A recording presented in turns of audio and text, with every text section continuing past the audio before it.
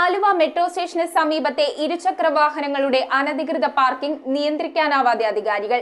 റോഡിന് ഇരുവശവും വീതി കുറവായതിനാൽ വലിയ തിരക്കാണ് ഇവിടെ അനുഭവപ്പെടുന്നത്. പോലീസും നഗരസഭാ അധികൃതരും പാർക്കിംഗ് നിരോധിത ബോർഡുകൾ സ്ഥാപിച്ചിട്ടുണ്ടെങ്കിലും നിയമലംഘനം നടത്തുന്നവർ കച്ചവടക്കാരെയും മറ്റ് യാത്രികരെയും ഒരുപോലെ ബുദ്ധിമുട്ടിലാക്കുന്നുണ്ട്.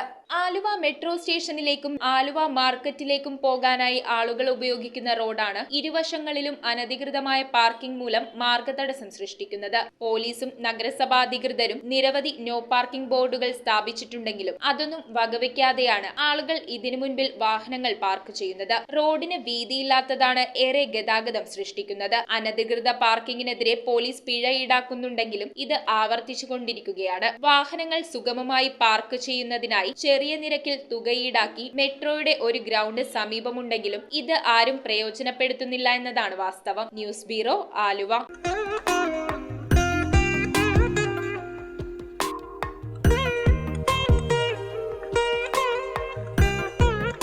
Nakshatra Gold and Diamonds. Online delivery available all across India.